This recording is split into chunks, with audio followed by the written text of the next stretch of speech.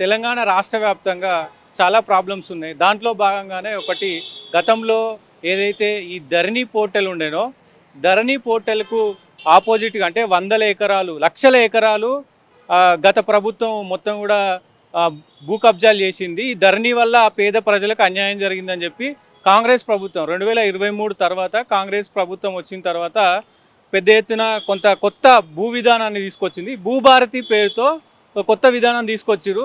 దానికి సంబంధించి సపరేట్‌గా ఒక వ్యవస్థను ఏర్పాటు చేసిర్రు. అంటే ఊర్లలో, మండలాలలో ఆఫీసర్లు ఉంటారు కొంతమంది.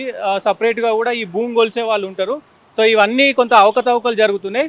లేదు మేము గవర్నమెంట్ నుంచే కొంతమందిని రిక్రూట్మెంట్ చేస్తున్నాము, వాళ్ళు గవర్నమెంట్ నుంచి పనిచేస్తారు అని చెప్పి కూడా కొత్తగా 6500 మందికి కొత్తగా అపాయింట్మెంట్ కూడా ఇచ్చింది వాళ్ళకి. సో దాదాపు 6500 మంది తెలంగాణ రాష్ట్ర వ్యాప్తంగా అఫీషియల్ ఈ భూమి సర్వే చేసే వాళ్ళు వీళ్ళు ఉన్నారు. కానీ ప్రస్తుతం వ్యవస్థ అంతా కూడా కరెక్ట్ లేదు. అసలు మొత్తం మాకు చెప్పింది ఒకటి, మాకు నియామక పత్రాల్లో ఇచ్చింది ఒకటి, ఇక్కడ ప్రభుత్వం వ్యవహరిస్తున్న తీరు ఒకటి, మొత్తం కూడా ప్రభుత్వం మోసం చేస్తుంది. అసలు మేము ఎవరికి చెప్పుకోవాలో అర్థం కాని పరిస్థితిలో మేము ఉన్నాం. ఏ మీడియా సంస్థ దగ్గరికి వెళ్ళినా మమ్మల్ని రానివ్వట్లేదు, మా సమస్యలు వింటలేరు. ఏ ఎమ్మెల్యే దగ్గరికి పోయినా, ఏ మంత్రి దగ్గరికి పోయినా మరి మమ్మల్ని పట్టించుకోవట్లేరు. సో మా పరిస్థితి ఇలా ఉంటే ఇప్పటికీ ఈ భూభారతి వచ్చిన తర్వాత కూడా తెలంగాణలో ఎక్కడున్న ల్యాండ్ల ఇష్యూ అక్కడనే ఉన్నాయి. మొత్తం రాష్ట్రంలోనే పెద్ద సమస్య ఏదైనా ఉందంటే అది భూ సమస్య. దాన్ని మరి ఎంతో కొంత క్లియర్ చేయాలంటే వీళ్ళందరూ కూడా గ్రౌండ్ స్థాయిలో పనిచేయాల్సిన అవసరం ఉంటుంది. సో కానీ అది జరగట్లేదు. మాట్లాడదాం వీళ్ళ సమస్యలు ఏంది అనేది. అన్న ఎవరు మాట్లాడతారు?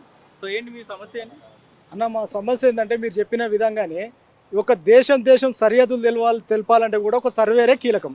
అలాంటి ఒక రెవెన్యూకు, ఒక భూమికి సంబంధించినటువంటి వ్యవస్థలో ఒక సర్వేయర్ ఎంత కీలకం అంటే మీరు చెప్పిన విధంగానే చాలా కీలకమైన పొజిషన్ మాది.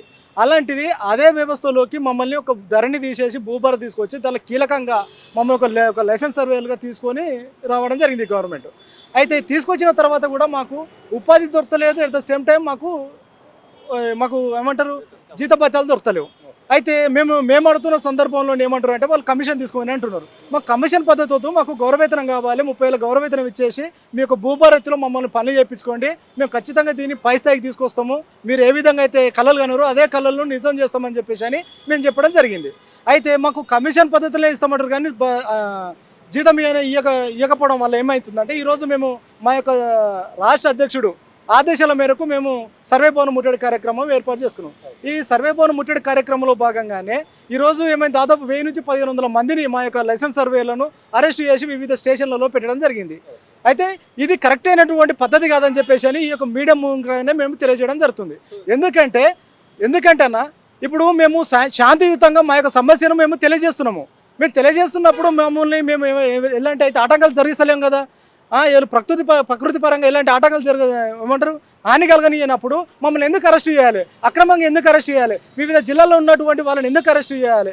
సో దీని మొత్తాన్ని ఇప్పటికే మేము ఎవరైతే అరెస్ట్ చేసిరో వాళ్ళందరినీ విడుదల చేసి మా న్యాయబద్ధమైనటువంటి కోరిక ఒకటి, మా అందరికి గౌరవవేతనం ప్రకటించండి. ఎట్ ద సేమ్ టైం గవర్నమెంట్లో మమ్మల్ని విలీనం చేసుకొని మాకు జీతభత్యం చేసుకొని మా యొక్క సేవలు మీరు పొందండి అని చెప్పేసి అని మేము చెప్పడం జరుగుతుంది. అయితే మీకు ఉత్తర్వులు ఇచ్చినప్పుడు అసలు గవర్నమెంట్ ఏం చెప్పింది, ఇప్పుడు ఏం చెప్తుంది? మాకు ఉత్తర్వులు అంటే గౌరవ ముఖ్యమంత్రి గారు మాకు ఈ శిల్పకళ వేదిక ప్రకారంగా ఇవ్వడం జరిగింది. అయితే అందులో ఇచ్చిన భాగంగానే మాకు రీసర్వే అనేది దానిలో మెన్షన్ చేయలేదు.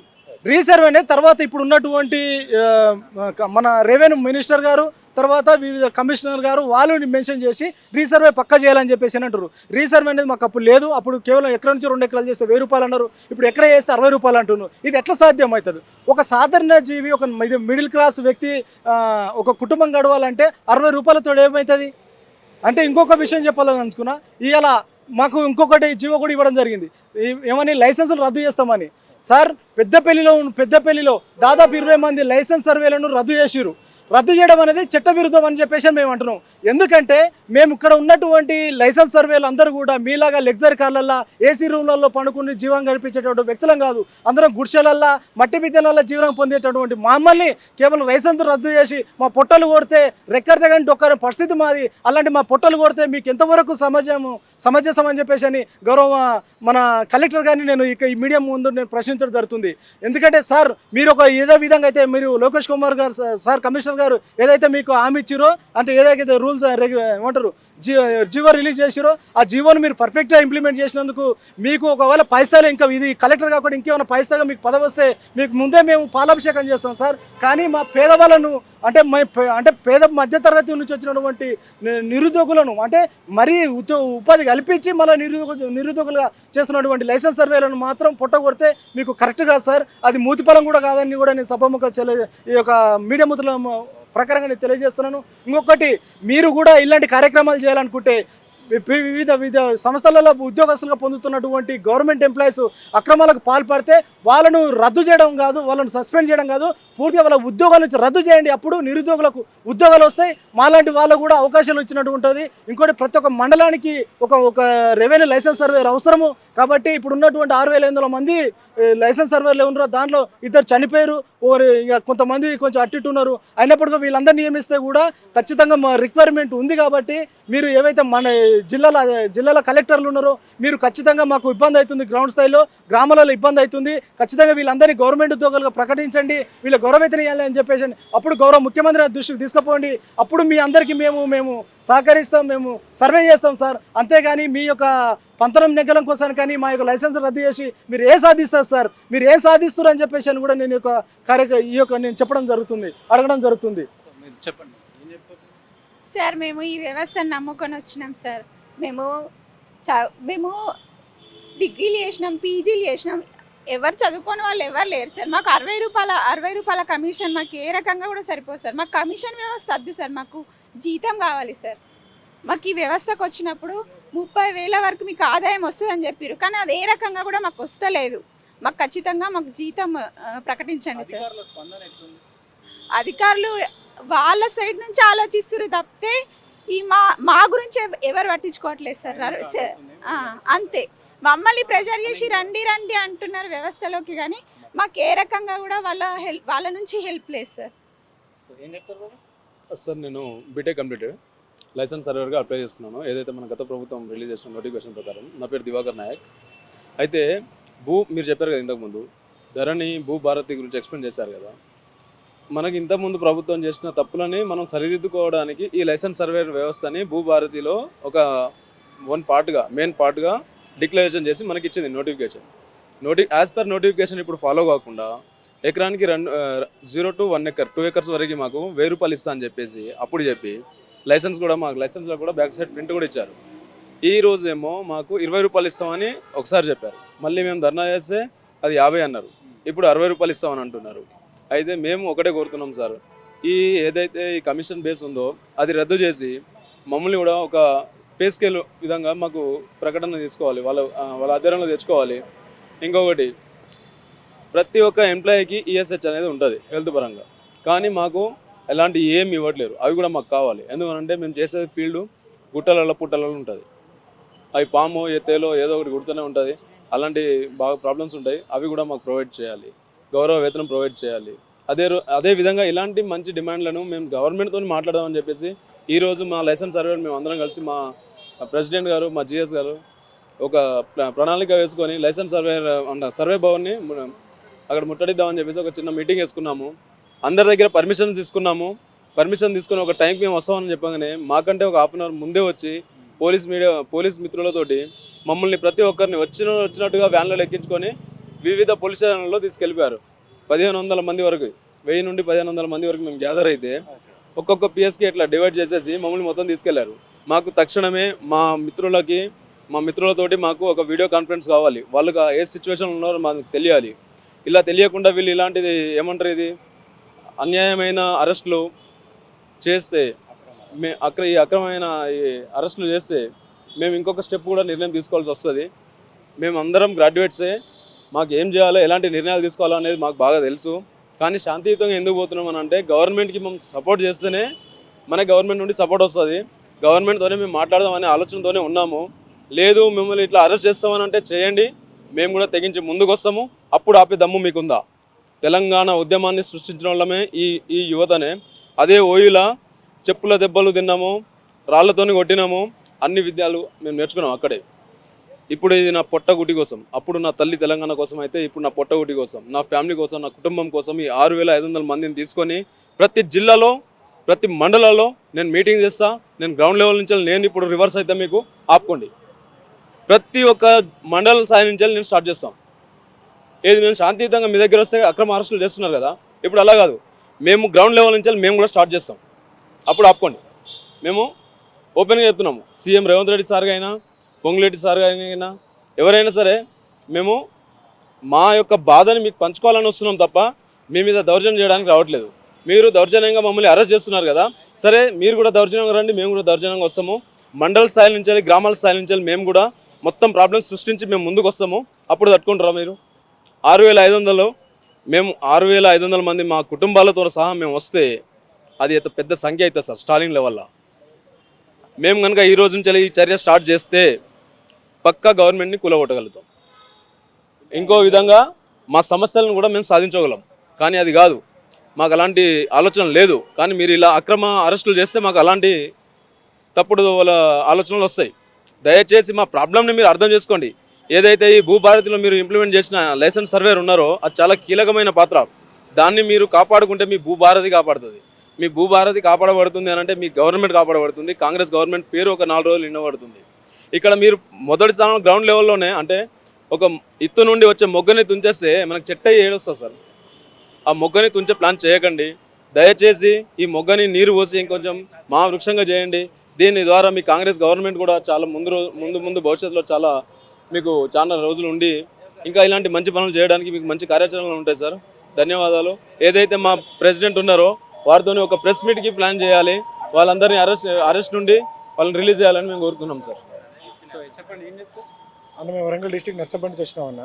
ప్రభుత్వం ఈ లైసెన్స్ సర్వే వ్యవస్థ నోటిఫికేషన్ రిలీజ్ చేసినప్పుడు స్వయం ఉపాధి ప్రతి ఒక్క లైసెన్స్ సర్వే నెలకు 27,000 నుంచి 30,000 వరకు రోజు నెలసరి ఆదాయం సంపాదిస్తారని చెప్పిళ్ళు. అది ఏ విధంగా అంటే గవర్నమెంట్ నుంచి వచ్చే ఎఫ్లైన్ పిటిషన్స్, రైతులు ఏదైనా సమస్యలు ఉన్నప్పుడు వాళ్ళు ఒక సర్వే ఎఫ్లైన్ పిటిషన్ పెట్టుకుంటారు. అందులో వాళ్ళు చెల్లించాల్సిన దరఖాస్తు ఫీజు నుంచి మాకు ఎకరాకు 0 నుంచి ఎకరాకు 1,000 రూపాయలు, 2 నుంచి 1,500 అట్లా 3 ఎకరాలని మాకు ఇచ్చిన లైసెన్స్ చార్ట్లో ఇచ్చారు. సరే అదన్నా 1 సంవత్సరం అవుతుంది. మాకు అట్టహాసంగా శిల్పకళా వేదికలో మాకు పెద్ద మీటింగ్ పెట్టి ఏదో గవర్నమెంట్ ఉద్యోగాలు ఇచ్చినట్టు ఇచ్చిండు సీఎం రేవంత్ రెడ్డి. కానీ చేసిందేమో చారేడు, ఇచ్చిందేమో భారం కూడా లేదు. సంవత్సరం నుంచి మాకు ఉపాధి లేదు. మా పిల్లలకు ఎట్లా పోషించాలో కూడా మాకు దిక్కు లేదు వచ్చిన స్థితిలో ఉన్నాం. మేము ప్రతి ఒక్కరు ఇక్కడ చేసిన వాళ్ళు బీటెక్, సివిల్, డిప్లొమా, ఇంజనీరింగ్ గ్రాడ్యుయేట్సే. ఏంటంటే అందరు వివిధ రంగాలలో పని చేసిన వాళ్ళే. ఎందుకంటే సర్వే వ్యవస్థలు వచ్చినంటే సొంత ఊర్లో వండుకుంటూ సొంత మండలంలో ఫ్యామిలీ మెంబర్ని చూసుకుంటూ జీవనోపాధి కల్పించుకుంటూ ఫ్యామిలీని చేసుకున్న ఉద్దేశంతో ప్రతి ఒక్కరు వారి వృత్తిని వదిలేసి లైసెన్స్ సర్వీస్ నమ్ముకొని వచ్చేళ్ళు. అది పైకి పోను, ఉపాధి కల్పించకపోను, అన్నీ పోను, ఎకరాకు 60 రూపాయలు ఇస్తా అంటున్నాడు. ఏ విధంగా గవర్నమెంట్ ఇప్పుడు మినిమం డైలీ వేజ్ సిస్టమ్ తెచ్చిందన్న. డైలీ ఉన్న స్కిల్డ్ లేబర్కి 18,000 ఇద్దామని, నాన్ స్కిల్డ్కి 25,000 ఇద్దామని. 60 రూపాయలు మరి నాన్ స్కిల్డా అన్స్కిల్డా అది కూడా తెలియట్లేదు మాకు. 60 రూపాయలు అంటే ఒక మనిషి రోజుకి 20 ఎకరాలు కొలుస్తాడన్న, 600 రూపాయలు, 1,200 రూపాయలు ఒక విలేజ్కి ఇద్దరు పోతే మాకు 600 రూపాయలు పడుతుంది. నేను ఒక గ్రాడ్యుయేట్ని అంటే నేను అన్స్కిల్డ్ లేబర్ని కాదు, స్కిల్డ్ లేబర్ని కాదు. ఎటు కాకుండా అయితే మా బతుకు పొద్దున్న పోవాలి 100 రూపాయలు. మాదేమో నా మండలు నర్సంపేట, చంద్రాపేట అయితే నాకు ఇచ్చింది నర్సంపేట మండల్లో. రావడానికి 100 రూపాయలు పెట్రోల్, పోవడానికి 100 రూపాయలు పెట్రోల్, టిఫిన్, లంచ్ 300 రూపాయలు తీసుకెళ్తాం. దానికి వీళ్ళు బెదిరించుకుంటూ మేము రాము అంటే మీ లైసెన్స్ క్యాన్సిల్ చేద్దాం. వీళ్ళే వాళ్ళన్నా మా లైసెన్స్ క్యాన్సిల్ చేయడానికి ఫీజు కట్టి 56 రోజులు ట్రైనింగ్ తీసుకొని 40 రోజులు అప్రెంటిషిప్ చేసి 2 ఎగ్జామ్స్, అసెస్మెంట్ ఎగ్జామ్ అని రాసి, థియరీ ఎగ్జామ్ అని రాసి, మళ్ళీ అందులో ప్లాటింగ్ ఎగ్జామ్ అని రాసి, ఇన్ని ఎగ్జామ్స్ రాసి మేము పాస్ అయితే ఇవాళ వీళ్ళు వచ్చి మీ లైసెన్స్ క్యాన్సిల్ చేస్తాం. ఏ పద్ధతి మా లైసెన్స్ క్యాన్సిల్ చేస్తారు? అట్లంటే ప్రభుత్వం ప్రతి ఒక్క విద్యా వ్యవస్థని గవర్నమెంట్ ఉద్యోగాలు కల్పిస్తామని కదా అందరు చదువుకుంటున్నాం. అలాంటప్పుడు మనకు ఉద్యోగాలు ఉపాధి కల్పించలేకపోతున్నారు. కాలేజ్ వ్యవస్థను రద్దు చేయమని చెప్పండి. అది న్యాయమైన పద్ధతి కదా. నీ సర్టిఫికేట్ నీకు పనికి రానప్పుడు నువ్వు లైసెన్స్ క్యాన్సిల్ చెప్తున్నావు. అలాంటప్పుడు నా సర్టిఫికేట్ నాకు పనికి రానప్పుడు నన్ను కూడా నా సర్టిఫికేట్ కూడా క్యాన్సిల్ చేయి. నేను కష్టపడి నా స్వయం ఉపాధి కోసం సార్ లైసెన్స్ తెచ్చుకున్నానే కానీ నీ కింద వెట్టి చాకరీ చేయడానికి కాదు కదా. ఈరోజు లైసెన్స్ సర్వేలు ఎవరైనా నేను ఫీల్డ్లో పోతే బాబు నీకు లైసెన్స్ ఉందా అంటాడు. లేదని చెప్పగలను. ఉండేదంటే నేను గౌరవంగా నా పనికి గౌరవప్రదంగా లైసెన్స్ సర్వేర్ వచ్చిందనే విధానం ఉంటుంది. దానికోసమే నేను కష్టపడి లైసెన్స్ తీసుకొని ఎగ్జామ్ రాసి లైసెన్స్ తీసుకున్నా. ఈరోజు వీళ్ళు వచ్చి నీ లైసెన్స్ నువ్వు చేయకపోతే రీసర్వే నీ లైసెన్స్ క్యాన్సిల్ చేస్తాం. నా మిత్రులు పెద్దపల్లిలో 20 మంది లైసెన్సులు క్యాన్సిల్ చేసింది. ఏ హక్కు ఉంది కలెక్టర్ గారికి? లైసెన్స్ మాకు ఇచ్చిన లైసెన్స్ రాయలేదే. ఏమైనా అక్రమాలకు పాల్పడితే లంచాలు ఇల్లీగల్ యాక్టివిటీస్ చేస్తే నీ లైసెన్స్ క్యాన్సిల్ చేయబడుతుంది అన్నారు. కానీ గవర్నమెంట్ ప్రాజెక్టులో చేయమంటే వెట్టి చాకిరి అన్న. ఇప్పుడు ఒక్కొక్క సర్వేర్ ఒక్కొక్క విలేజ్ వీడియోల వల్ల గవర్నమెంట్ ఎంప్లాయీస్ చాలామంది ఉన్నారు, వాళ్ళతో చేపించుకుంటే ఏమవుతుంది? వాళ్ళకి అడిగిన గొంతమ్మ కోరికలు అడుగుతలేం కదా. మేము అడిగింది డైలీ వేజెస్ కాదు. నువ్వు ఇచ్చే 30,000 జీతం ఇస్తావా? లేదు. మా లైసెన్స్ కనుక ఎకరానికి 1000 ఇచ్చినావు, 2 ఎకరాలకు 1500 ఇచ్చినావు, 3 ఎకరాలకు 4000 ఇచ్చినావు, అట్లా ఇస్తావా చెప్పు? నీకు జీతం ఇక శాత కాకపోతే మేము కమిషన్ బేస్డ్ ఇట్లా ఇయ్యి. కానీ 60 రూపాయలు ఏ రకంగా ఇస్తున్నావు? మేము స్కిల్డా అన్స్కిల్డా లేదా చేత కానోళ్ళమా అది కూడా చెప్పాలి. ఈ లైసెన్స్ సర్వేలు చేత కానోళ్ళంటే మేము ఏం చేయం. మా ప్లాన్ అయితే దీనికంటే ఉధృతంగా ఉందన్న. మా తోటి మిత్రులని అరెస్ట్ చేసిళ్ళు. మేమేదో ఈ అసెంబ్లీ ముట్టడని రాళ్ళు రప్పలు ఇసేయడానికి రాళ్ళు రప్పలు బస్ ట్రక్ రాస్తా రోకులు చేసిన తెలంగాణ ఉద్యమంలో చాలా ఉన్నాయి, చేస్తాం. కానీ ఓపిక, ఎందుకంటే ప్రభుత్వం ఇంకేమైనా సానుకూలంగా చేస్తుందేమో, సానుకూలంగా స్పందిస్తుందేమో అని చెప్పి ప్రతిసారి శాంతియుతంగానే చేసుకుంటున్నాం. అసెంబ్లీని ముట్టడించడమైనా, ధర్నా చేయడమైనా, సర్వే భవన్కి వచ్చింది మేము జస్ట్ రిప్రజెంటేషన్.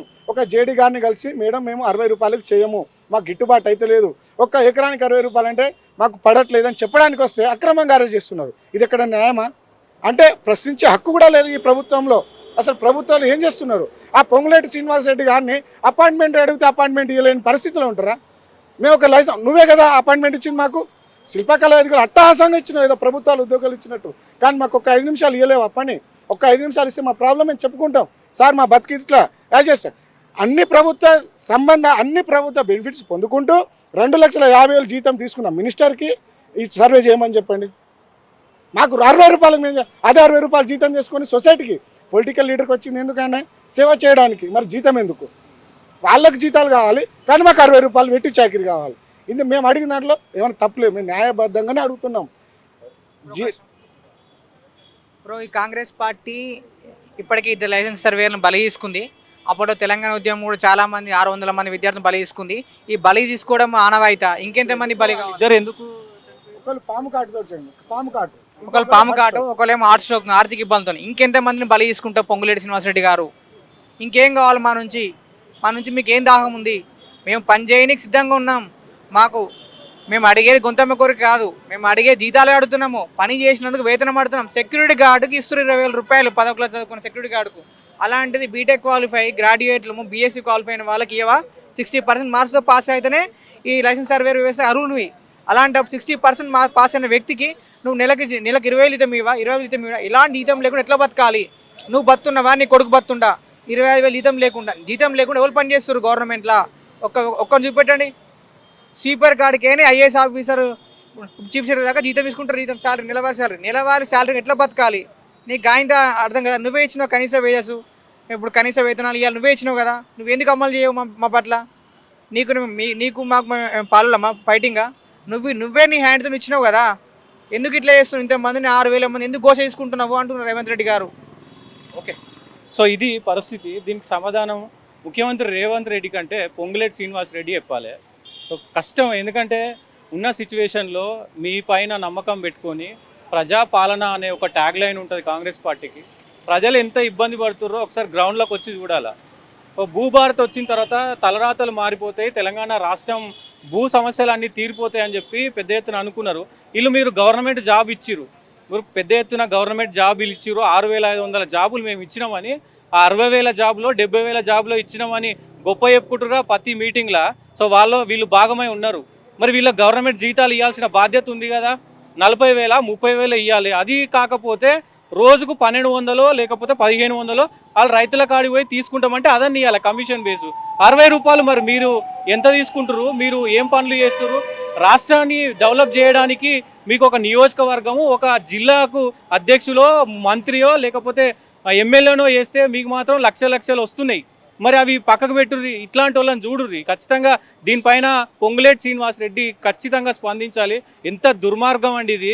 60 రూపాయలు ఇస్తే వాళ్ళు ఎట్లా బతుకుతారు? వాళ్ళ ఫ్యామిలీలు ఎట్లా బతుకుతాయి? డిగ్రీలు చేసి, బీటెక్లు చేసి, ఉన్నత చదువులు చదివి 60 రూపాయలకు మీ కాడ పని చేయనీక వీళ్ళ యువత భవిష్యత్తు మీకు కనబడతలేదా? మొన్ననే కదా ఢిల్లీలో జెన్జీ అనేది ఒక ఉద్యమం వచ్చింది.